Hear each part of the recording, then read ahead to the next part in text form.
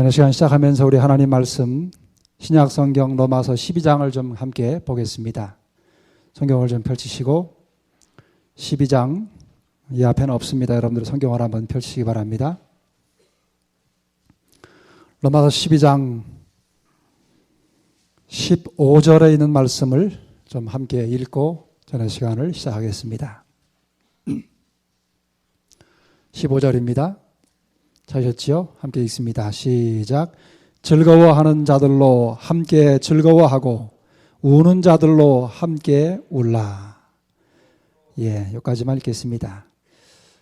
로마서 12장에 나오는 말씀은 우리가 하나님 앞에 거룩한 산 제사를 어떻게 드려야 되는지에 대해서 기록한 내용입니다.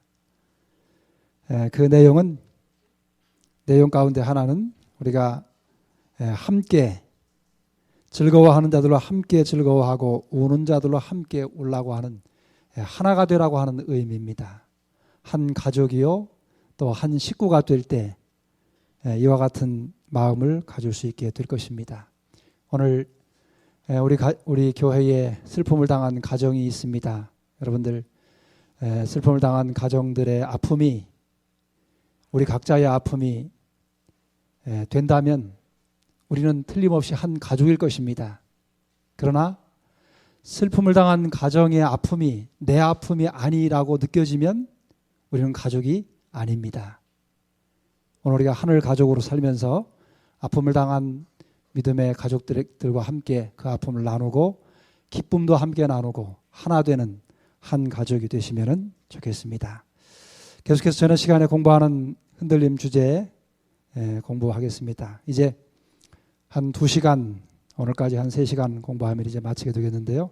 오늘 이제 마지막 7장으로 들어가겠습니다. 오늘 7장은 흔들림에 살아남는 방법에 대해서 좀 살펴볼 것입니다. 이 주제를 공부하면서 이렇게 몇 가지로 좀 나눠봤습니다. 오늘 이 6주제를 다 다룰 수는 없지만 시간이 되는 데까지 살펴볼 것입니다. 흔들림을 당했던 사람들이 존재합니다. 그리고 그 흔들림에서 승리한 사람들도 있습니다. 또 흔들림에서 살아남을 사람들도 있습니다. 그리고 이 흔들림의 시기에 꼭 필요한 사람들도 있습니다. 어떻게 하면 우리가 이 흔들림이라고 하는 큰 시험에서 살아남을 수 있는가? 그 방법이 무엇인지, 또 그렇게 믿음으로 승리한 사람들의 삶에 주어지는 하나님께서 약속하신 보상이 무엇인지 그것도 함께 좀 시간이 되는 데까지 살펴볼 것입니다. 먼저 여기 한 영상을 좀 짧은 영상을 하나 보여드리려고 합니다. 빨리 흔들어. 더 흔들어. 더 정원아 더 심세. 넘겨뜨려. 빨리 흔들어. 더 흔들어. 더 정원아 더 심세. 넘겨뜨려. 여러분 이게 뭐지요? 여기 제가 사진을 4장 좀 준비했는데요. 이 위에 2장은 같은 것이고 또 아래 2장도 같은 것입니다. 이게 어디서 많이 보던 것 아닙니까? 여러분도 한 번씩은 보셨지요? 어디입니까 이게? 이건 강원도에 있는 설악산의 흔들바위입니다.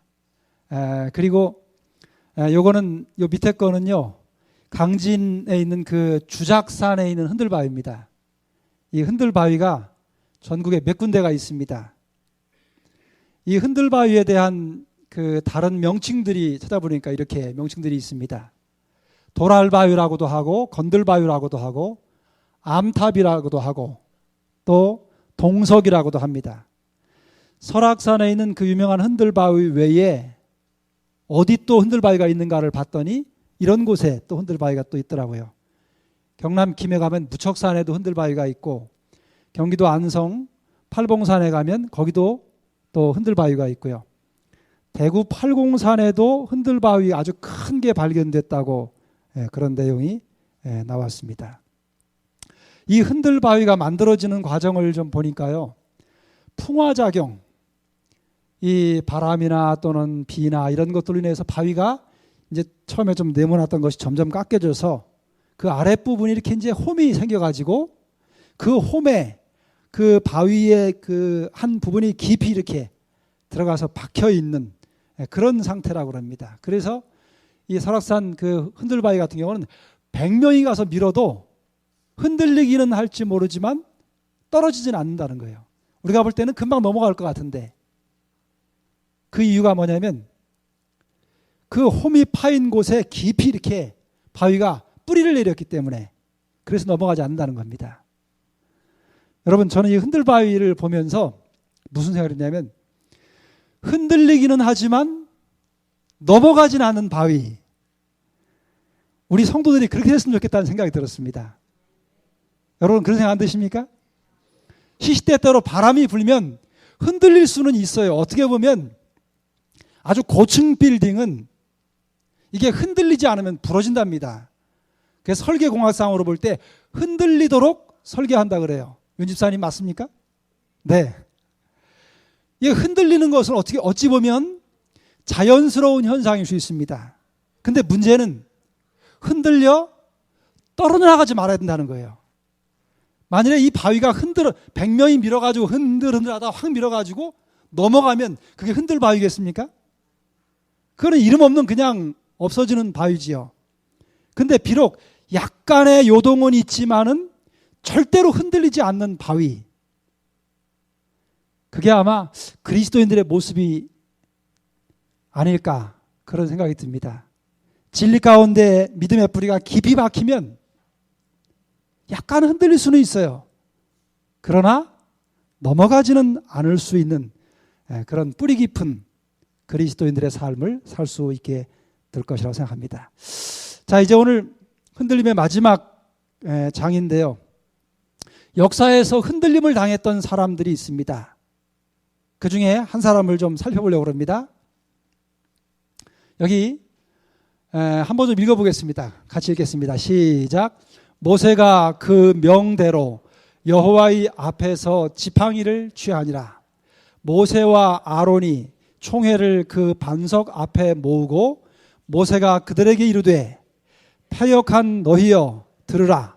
우리가 너희를 위하여 이 반석에서 물을 내랴 하고 그 손을 들어 그 지팡이로 반석을 2번 치매 물이 많이 솟아나오므로 회중과 그들의 짐승이 마시니라.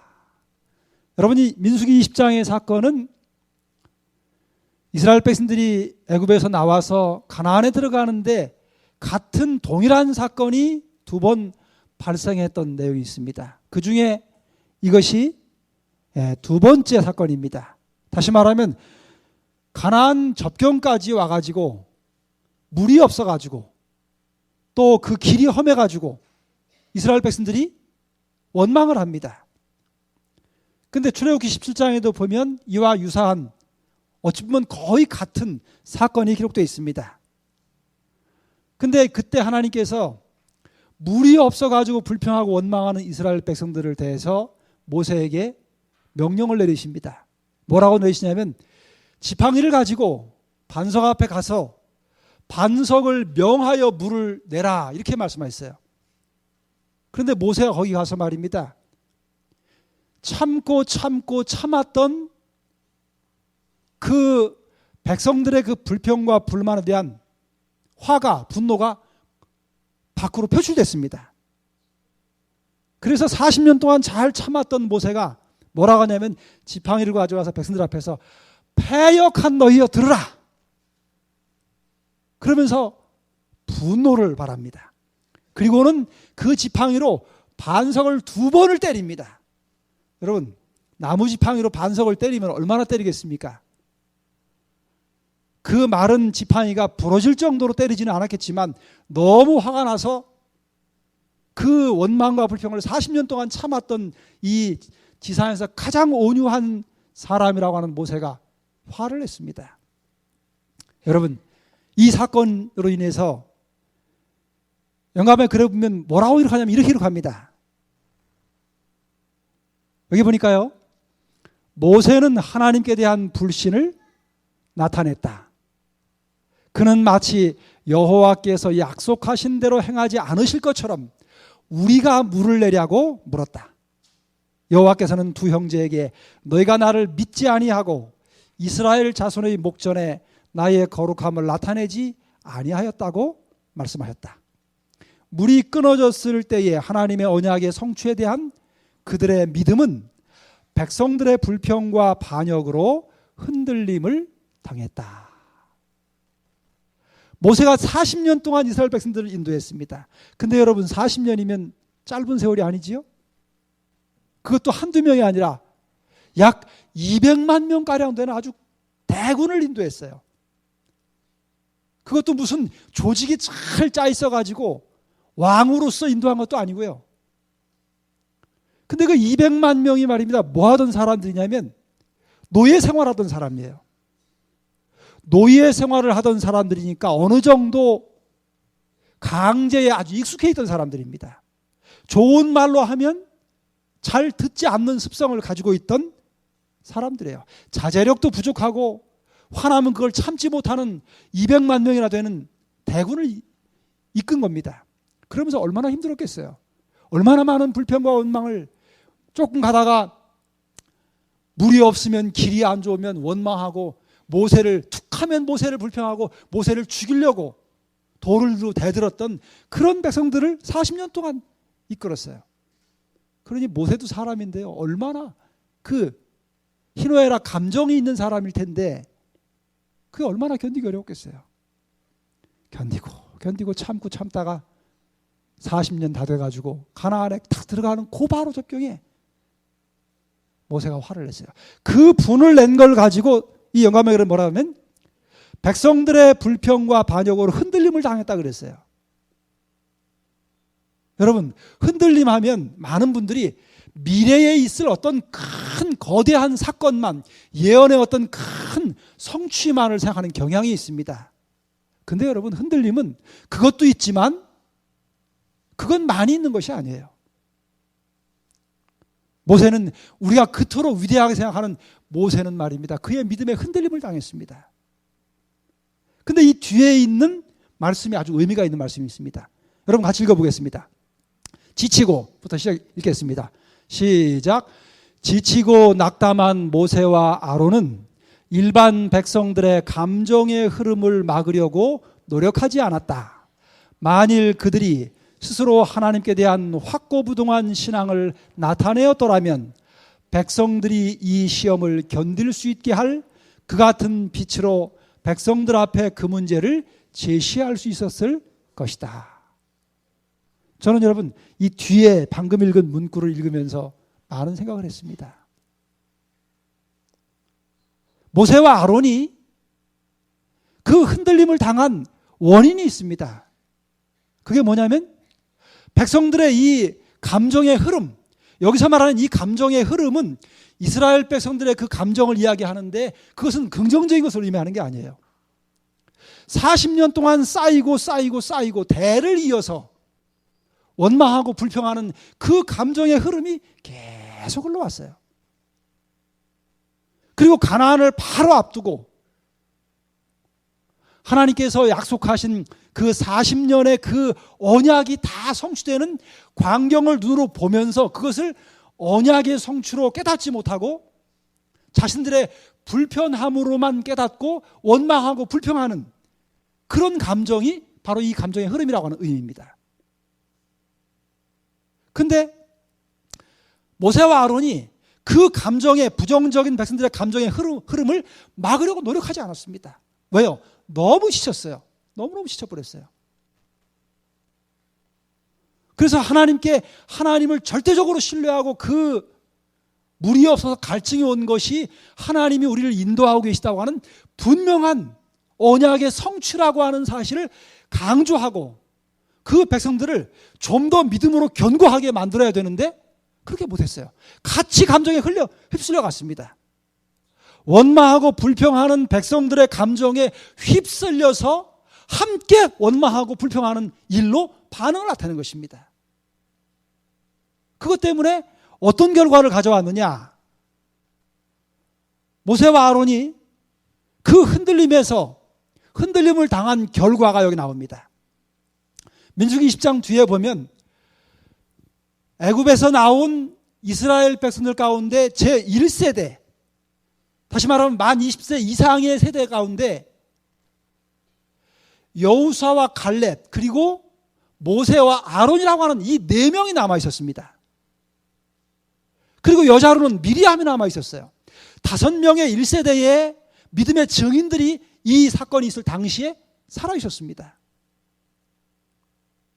그런데 하나님께서 어떤 선고를 내리시냐면 이 모세와 아론에게 너희가 백성들 앞에서 부은을 발했기 때문에 너희는 이 백성을 데리고 가나안 땅에 들어갈 수 없다. 그 선고를 내립니다. 그래서 그렇게 정말 꿈에도 그리던 40년 동안 얼마나 여러분 우리가 지금 생각하는 가나안에 대한 그 열정이 이 성경에서 말하는 열정과는 비교할 수 없습니다. 우리는 지금 가나안 중에 상가나안에 살고 있기 때문에 그 가나안이 얼마나 그리운 곳인지를 느낄 수 없어요. 이스라엘 백성들이 방황했던 그 광야는요, 낮에는 40도 50도 올라가고 밤에는 영상 1도까지 내려가는 생물이 자랄 수 없는 땅이에요. 그 땅을 40년 동안 헤맸습니다. 그러니 그 가나안이 얼마나 그리웠겠어요. 여러분, 비 조금 안 오니까 요즘 어때요? 아주 힘들지요. 그러다 비 오니까 얼마나 시원하고 좋습니까? 그거를 40년 동안 그렇게 살았다고 생각해 보십시오. 풀 한 폭이 없는 땅에서. 정말 꿈에도 그리던 그 가나안엔 너무너무 들어가고 싶었어요. 모세와 아론에게 주어진 이 선고는요, 가장 그들이 견디기 어려운 선고였습니다. 너희는 가나안에 들어갈 수 없다. 그 흔들림에서, 시험을 당했던 그 흔들림에서 모세는 실패합니다. 여기 뭐라 하면 이는 너희가 무리바 물에서 내 말을 거역한 연고다. 우리가 그토록 위대하게 생각했던 모세 역시 흔들려서 마지막 가나안에 못 들어가고 느부산에서 죽은 것입니다.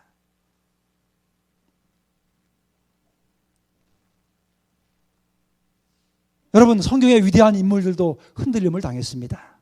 그렇다면 하물며 우리는 어떻겠습니까? 우리도 살면서 얼마든지 흔들릴 수 있습니다. 자, 그렇다면 흔들림에서 승리한 사람들을 좀 또 살펴볼 필요가 있겠지요. 어떤 사람들이 흔들림에서 승리했을까? 몇 사람을 좀 살펴보려고 합니다. 먼저는 창세기 5장에 나오는 한 인물을 좀 생각해 보려고 합니다. 한번 읽어보겠습니다. 함께 있습니다. 시작.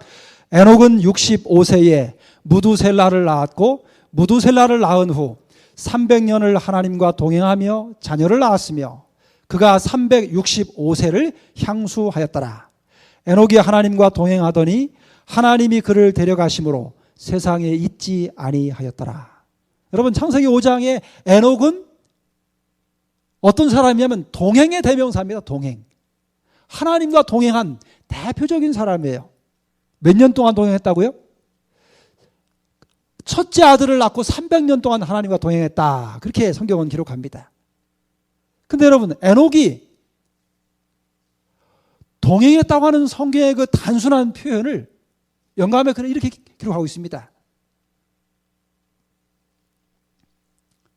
여기 한번 읽어보겠습니다. 같이 읽습니다. 시작. 에녹이 하나님과 동행한 것은 황홀경이나 이상 가운데가 아니고 일상생활의 모든 의무 가운데서였다. 그는 자신을 세상으로부터 완전히 차단시킨 은둔자가 되지 않았다. 그는 세상에서 하나님을 위해 해야 할 일이 있었기 때문이다. 가정에서 그리고 사람들과의 교제에서 남편과 아버지로서, 친구로서, 시민으로서 그는 확고부동하고 흔들림이 없는 하나님의 종이었다.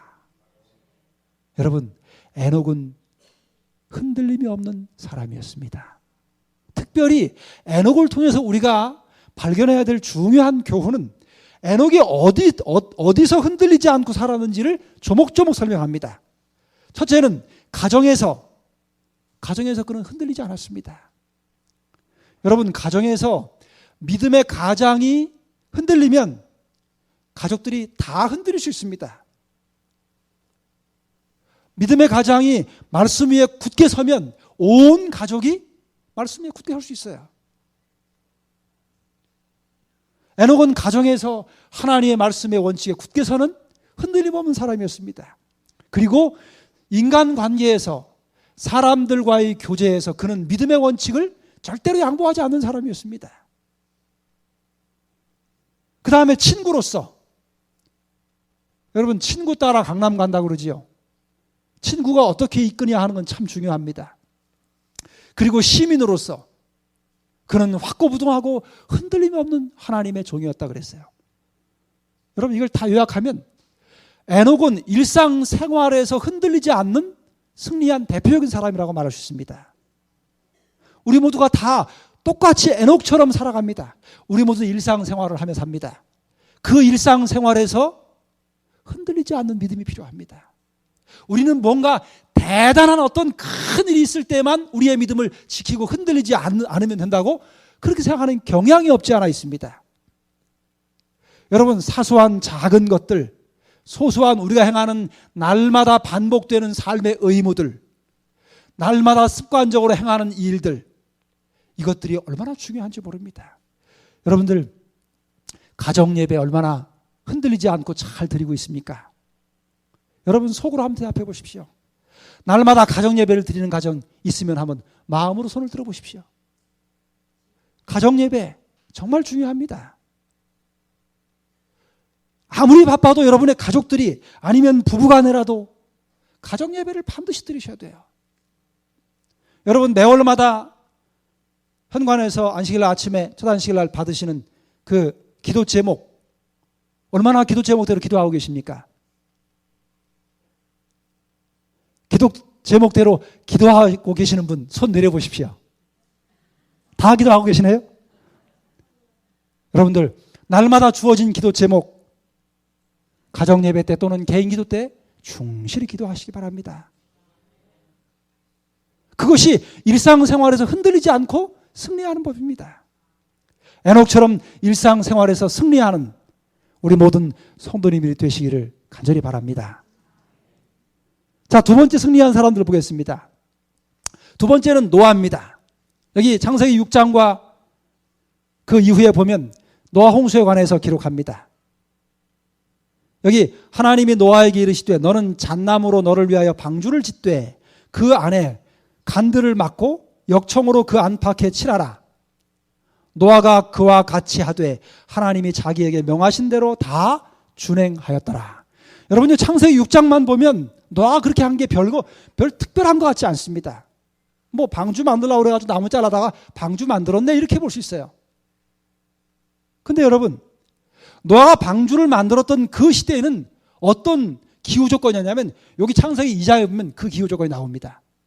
여기 뭐라고 나옵니까? 여호와 하나님이 땅에 뭐를 내리지 않고요?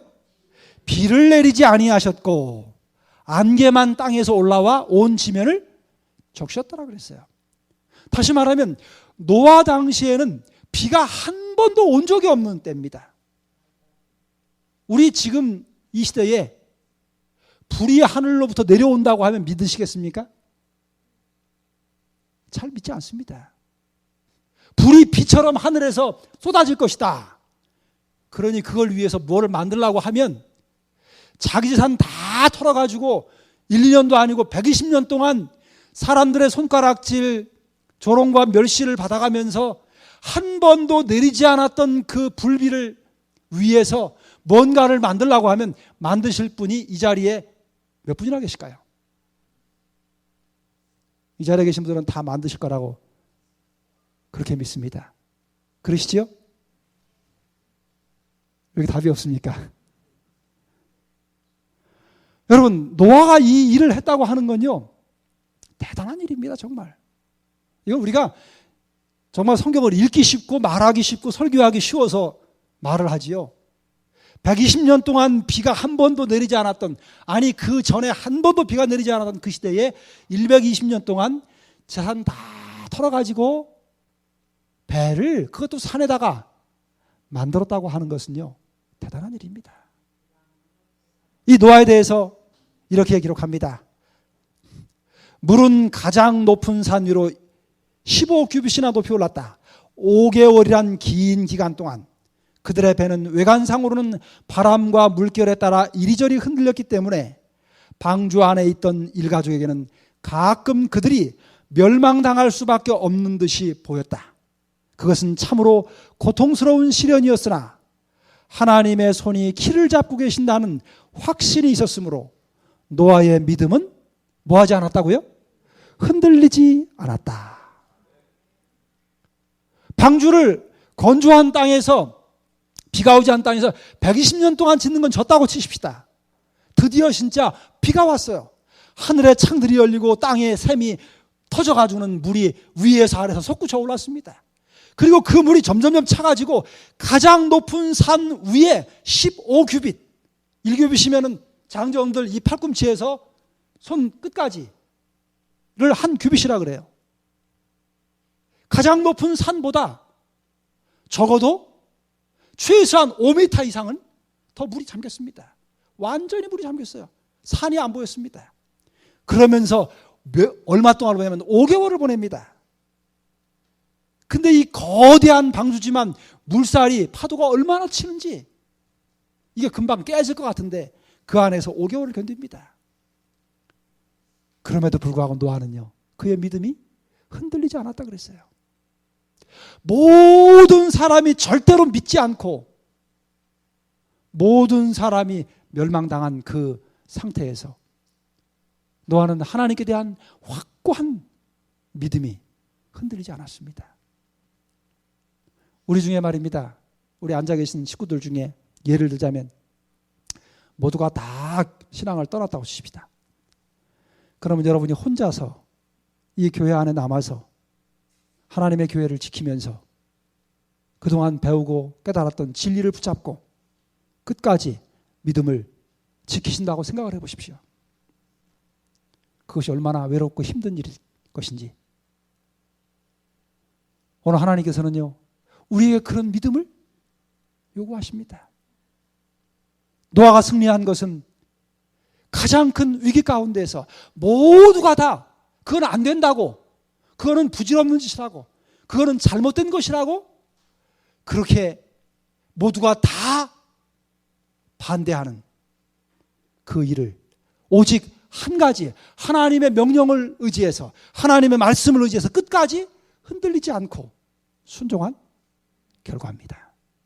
오늘 하나님께서는 그런 흔들리지 않는, 우리와 함께 있는 나와 같이 가까이 있던 모든 사람들이 이구동성으로 그것이 아니라고 이야기할 때 하나님의 말씀에 기초해서 그것이 하나님의 말씀이라고 주장하고 믿고 그 말씀에 굳게 설 수 있는 그런 믿음을 하나님께서 우리에게 요구하십니다. 그런 믿음을 가진 사람들이 마침내 흔들림에서 승리할 수 있게 될 것입니다. 노아는 그런 믿음의 승리자의 대표적인 사람입니다. 그 다음에 세 번째요. 여기 창세기 32장에 보면 야곱에 관한 이야기가 나옵니다. 그 사람이 자기가 야곱을 이기지 못함을 보고 야곱의 환도뼈를 치매 야곱의 환도뼈가 그 사람과 씨름할 때에 위골되었더라. 그 사람이 가로되 날이 새려하니 나로 가게 하라. 야곱이 가로되 당신이 내게 축복하지 아니하면 가게 하지 아니하겠나이다. 여러분, 이 야곱은 이 창세기 32장의 내용은 외삼촌 라반의 집에서 20년 동안 종살이했습니다.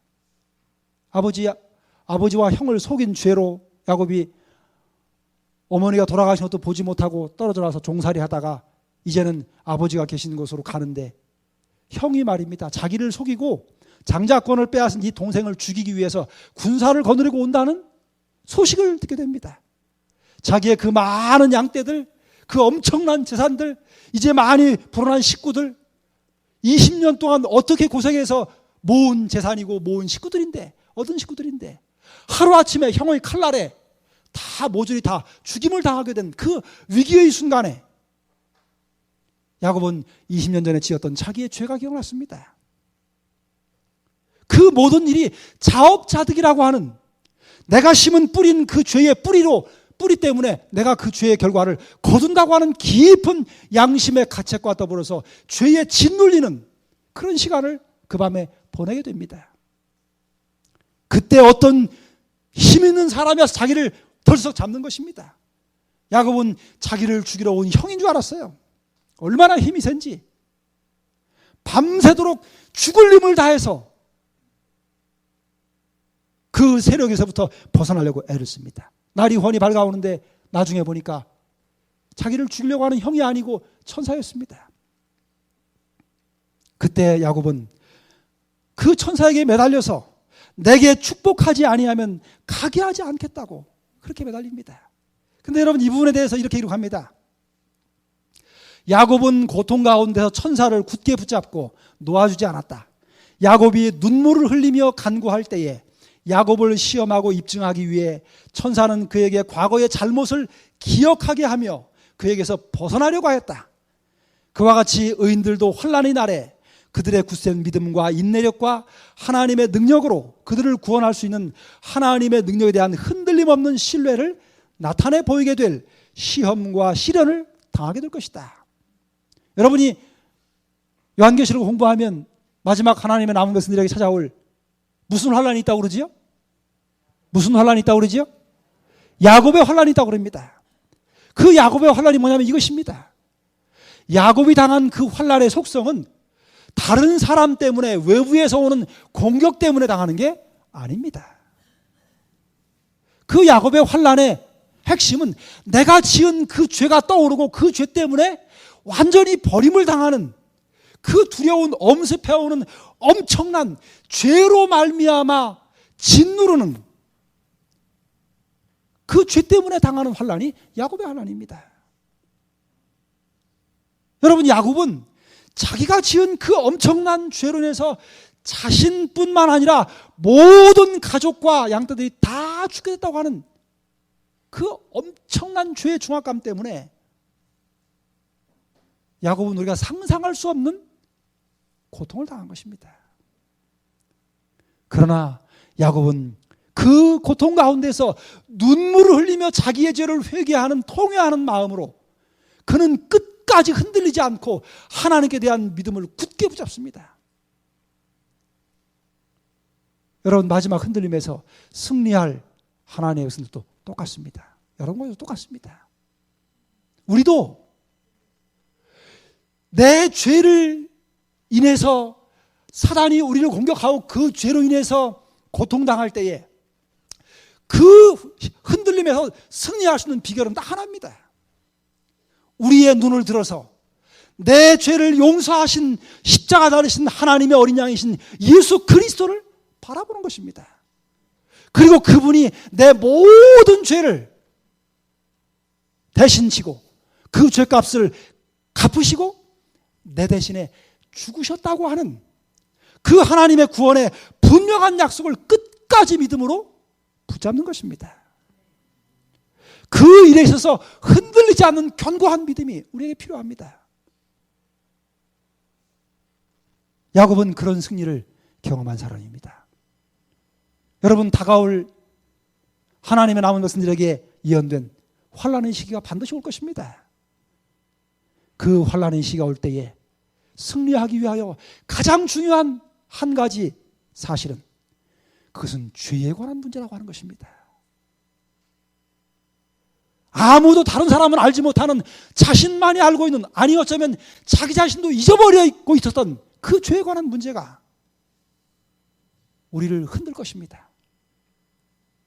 그 흔들림에서 살아남기 위하여 우리는 이 평안한 시대에 완전히 통회하는, 진정으로 죄를 회개하고 버리는, 하나님 앞에 개인적으로 관계를 새롭게 하는 회심의 시간들을 날마다 가져야 될 것입니다. 그럴 때 우리는 환난에서 마침내 흔들리지 않고 승리할 수 있게 될 것입니다. 네 번째는요, 여기 창세기 39장 9절에 같이 읽겠습니다. 한번 읽습니다. 시작. 이 집에는 나보다 큰 이가 없으며 주인이 아무것도 내게 금하지 아니하였어도 금한 것은 당신뿐이니 당신은 자기 아내임이라. 그런즉 내가 어찌 큰 악을 행하여 하나님께 득죄하리이까. 누구지요? 요셉입니다. 여러분, 요셉이야말로 시험을 참 많이 당했던 사람입니다. 그 삶이, 개인의 한 사람의 일생이 그렇게 파란만장한 삶을 살았던 사람도 많지 않습니다. 그러나 요셉은 그 시험 중에서 흔들리지 않은 믿음을 굳게 지켰던 대표적인 사람입니다. 여기 요셉의 마지막 그 죽음을 앞둔 그 장면을 이렇게 묘사하고 있습니다. 요셉은 그의 아버지가 돌아간 후 54년을 더 살았다.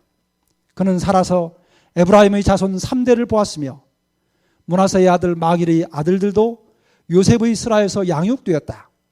그는 그의 백성이 증가되고 번성하는 것을 보았고 그 모든 세월을 통하여 하나님께서 이스라엘을 약속의 땅으로 회복시키시리라는 그의 신앙은 흔들리지 않았다.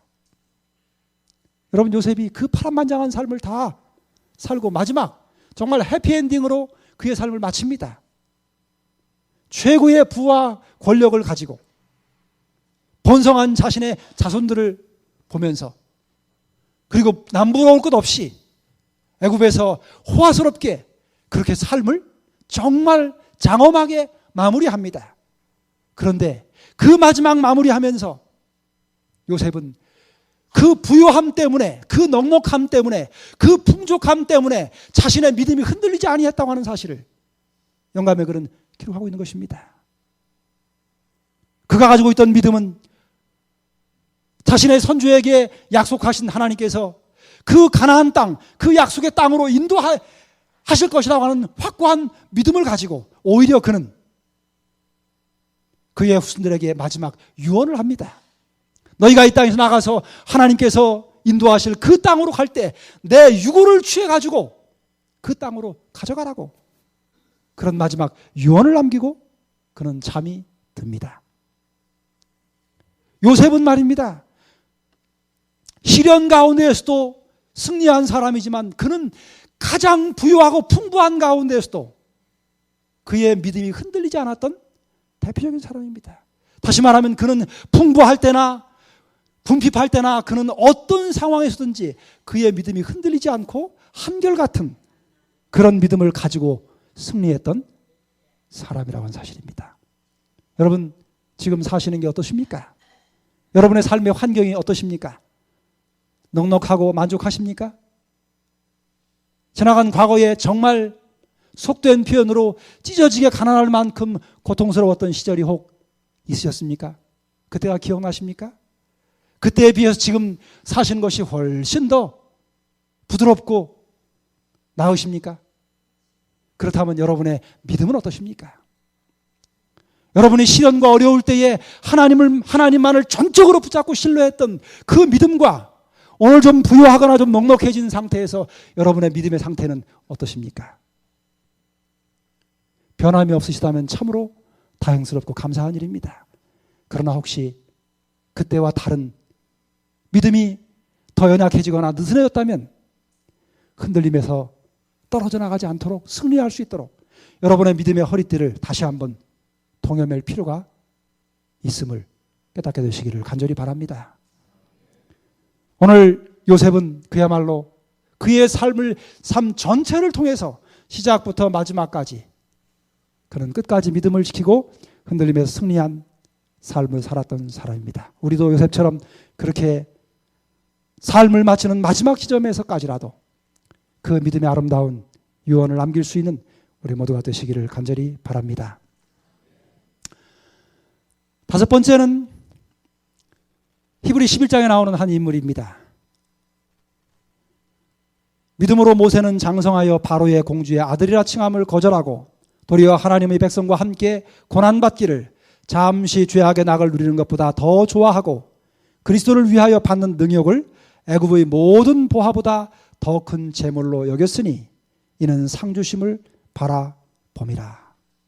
여러분, 모세 정말 참 이 지구 역사에 가장 뛰어난, 성경 안팎의 역사를 통해서 볼 때 그를 능가할 사람이 없을 만큼 뛰어난 그런 위대한 인물이었습니다. 그런데 그 위대한 인물의 매우 중요한 특징 가운데 하나는 그는 그 당대의 최고의 영광인 애굽의 그 왕좌 바로라고 하는 그 왕의 자리를 눈앞에 두고 그것을 인해서 흔들리지 않았던 위대한 믿음의 사람이었습니다. 여기 있는 이 영감의 글에 보면은 그는 바로의 후계자로서 왕의 자리에 올라갈 대표적인 사람이었습니다. 그런데 그에게 큰 걸림돌이 있었습니다. 그것은 뭐냐면 그 왕좌를 차지할 사람들은 애굽의 그 정통, 그들 나름대로의 그 우리가 보기에는 우상이지만 그 정통 신앙을 전수받아야만 됐습니다. 비록 신분이 왕자였지만 그는 어릴 때 어머니로부터 받은 그 신실한 신앙의 교육으로 인해서 그것이 잘못됐다고 하는 사실을 분명히 밝혔습니다. 그러자 그의 왕위를 상실할 것이라고 하는 위협과 더불어서 그의 양모인 공주가 자신과의 그 의를, 모자간의 의를 끊겠다고 하는 협박까지 그는 모든 위협을 다 당합니다. 그런데 여기 그렇게 기록합니다. 그러나 천지의 창조주이신 오직 한 분 하나님 외에는 아무 다른 신에게도 경배하지 않겠다는 그의 결심은 흔들리지 않았다.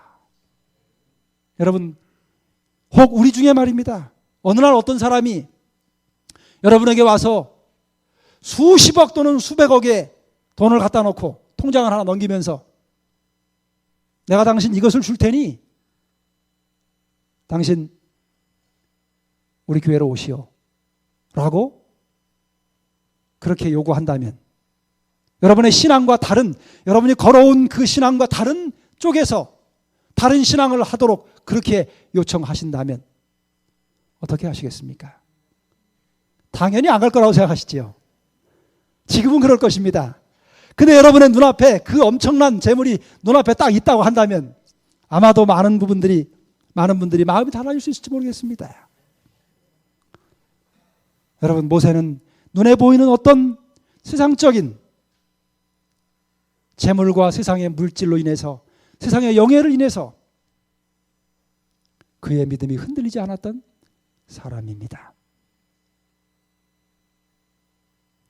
오늘 우리에게는 많은 이 엄청난 것, 대단한 것을 가지고 와서 우리를 시험하면 우리가 절대로 흔들리지 않을 것입니다. 그런데 여러분이 살면서요, 이 모세에게 보좌와 같은 그런 사소한 것들이 여러분에게 많이 있습니다. 오늘 여러분이 교회에 오시는 안식일에 그 안식일 날 하루를 일하면 얼마 만에 수입이 생기는데 그런 사소한 실현에서부터 여러분들의 신앙을 한 번쯤은 양보하게 만드는 그런 시험들이 많이 찾아올 수 있습니다. 보좌는 꼭 엄청난 것만을 의미하지 않습니다. 그것들 앞에서도 흔들림 없이 모세처럼 오직 하나님 한 분만을 경배하는 일에 절대로 양보하거나 타협하지 않는 그런 믿음의 승리자들이 되시기를 간절히 바랍니다. 그 다음에 여기 6번째는요, 이제 시간이 거의 돼서 마쳐야 될 것 같은데요. 세상 권세 앞에서 승리한 한 사람을 소개하려고 합니다.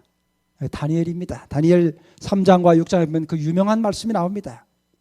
3장 17절, 18절, 6장 10절. 그리 아니하실지라도 이 조서의 어인이 찍힌 것을 알고도, 참 감동적인 표현이지요. 다니엘은 여기 이렇게 기록합니다. 다니엘은 지극히 높으신 분께 헌신한 종이었다. 그의 긴 생애는 주님을 위한 고상한 봉사의 연속이었다. 그는 오직 마음을 겸비히 하고 하나님 앞에서 회개함으로써 결백한 성품과 흔들림이 없는 충실성을 지닐 수 있었다. 여러분, 다니엘이 의인이었습니다. 그런데 여기 뭐라고 말하냐면 하나님 앞에 마음을 겸비했다 그랬어요. 그리고 하나님 앞에 회개했다 그랬습니다. 우리가 보기에 아무런 죄를 지은 것이 없는 이 다니엘이 하나님 앞에 회개했다 그랬습니다.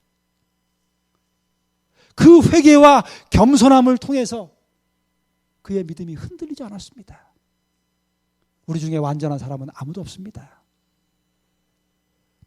밖에서 볼 때 비록 흠이 없어 보이는 사람일지라도 스스로 자신이 얼마나 연약하고 더러운 죄인인지를 성령께서 비춰주실 때 알게 됩니다. 우리가 하나님 앞에 흔들림 없이 충실하게 설 수 있기 위해서 우리는 자신이 얼마나 죄인인지를 늘 깨달을 필요가 있습니다. 그리고 그것을 인식할 때에만 우리는 그렇게 승리할 수 있습니다.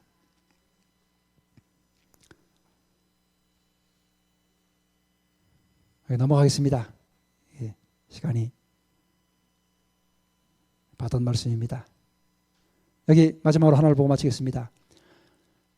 용이 여자에게 분노하여 돌아가서 그 여자의 남은 자손 곧 하나님의 계명을 지키며 예수의 증거를 가진 자들로 더불어 싸우려고 바다 모래 위에 섰더라. 계시록 12장 17절에 있는 말씀입니다. 지상 역사에 구속 역사의 가장 마지막에 최후의 승리자들이 될 한 무리가 기록되어 있습니다. 그들이 누구냐면 여자의 남은 자손입니다. 그 여자의 남은 자손들이 어떤 사람들이냐면 끝까지 흔들리지 않고 믿음 위에 굳게 선 사람들입니다. 그들의 특징을 이렇게 설명합니다. 그는 성경을 생애의 지구한 안내자로 삼고 그 가르침을 통하여 그리스도의 재림이 아주 가깝다는 것을 온전히 확신하게 되었다. 그의 이러한 확신은 결코 흔들리지 않았으며 그것을 전심으로 믿으면서 이 시대 각 사람들이 추구해야 할 하나의 최고의 목표는 그리스도 안에서 흠없는 생애를 살고 잃은 자를 구원하는 데 모든 재원을 아낌없이 바치는 것임을 느꼈다. 누구에 관한 이야기입니까? 엘렌 굴드 하몬에 관한 이야기입니다.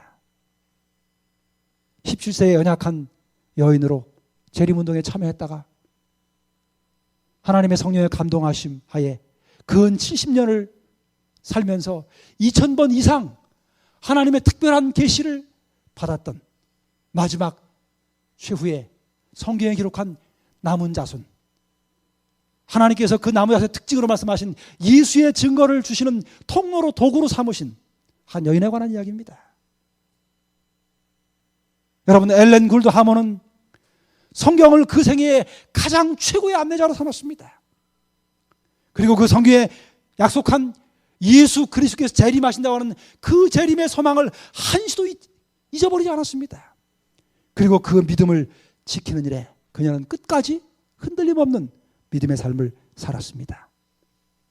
그리고 오늘 우리에게 이 귀한 믿음의 유산을 남겨놓았습니다. 같이 함께 읽겠습니다. 함께 읽습니다. 시작. 그러므로 내 사랑하는 형제들아, 견고하며 흔들리지 말며 항상 주의 일에 더욱 힘쓰는 자들이 되라. 이는 너희 수고가 주 안에서 헛되지 않은 줄을 알미니라. 우리의 마지막을 보장하시는 분이 우리에게 계십니다. 우리에게 흔들리지 않고 견고하게 굳게 설 때에 그것이 결코 헛되지 않을 것을 약속하신 분이 계십니다.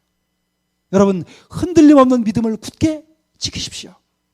절대로 그 믿음을 지킨 일이 허주로 돌아가지 않을 것입니다. 하나님께서 그 약속을 굳게 보장하시고 지켜주실 것입니다. 오늘 끝까지 흔들림에 승리하는 모든 성도님들이 되시기를 간절히 바라면서 말씀을 마치겠습니다.